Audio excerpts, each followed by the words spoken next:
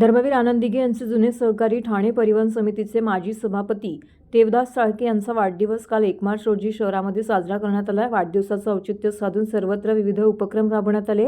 वाढदिवसानिमित्त श्रीनगर परिसरामध्ये अभिष्ट चिंतन सोहळ्याचं आयोजन करण्यात आलं होतं।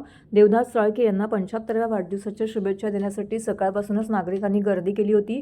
शुभेच्छा देण्यासाठी मान्यवरांमध्ये खासदार नरेश म्हस्के, माजी खासदार राजन विचारे, आमदार निरंजन डावखरे, माजी आमदार रवींद्र फाटक, महापौर शर्मिला पिंपळकर, विधानसभा क्षेत्रप्रमुख हेमंत पवार, नगरसेवक सुधीर कोकाटे, राम रेपाळे, पवन कदम, प्रकाश शिंदे, मनोज शिंदे, राजेश मोरे, राजेंद्र फाटक, सुनील मोरे, संध्या मोरे यांसह अनेक मान्यवर उपस्थित होते। तसेच सर्वपक्षीय नेते, कार्यकर्ते, बंधू भगिनी यांनी यावेळी मोठ्या संख्येने उपस्थित राहून देवदास साळके यांना वाढदिवसाच्या शुभेच्छा दिल्या। तसेच अभिष्ट चिंतन सोहळ्यामध्ये सहभाग देखील घेतला। विभाग प्रमुख परेश साळके यांच्या वतीने या अभिष्ट चिंतन सोहळ्याचं आयोजन करण्यात आलं होतं।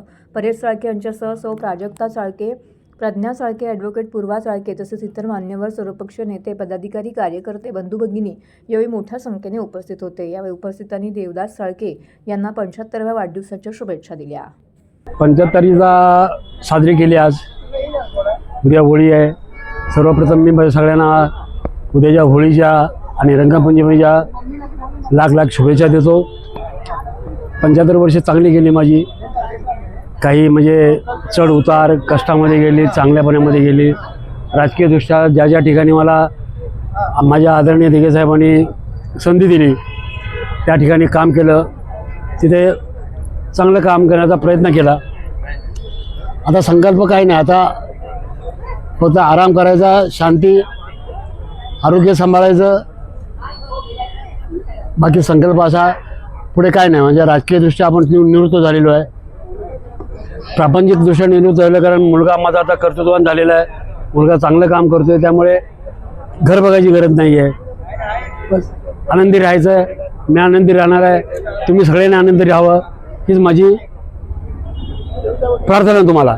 आज माझे वडील म्हणजे ठाण्याचे डॅडी यांचाच 75वा वाढदिवस आहे। आज अमृत महोत्सव म्हणजे त्यांच्या जीवनातला हा सगळ्यात मोठा क्षण, तो चांगल्या प्रकारे आम्ही साजरा करायचा प्रयत्न केला।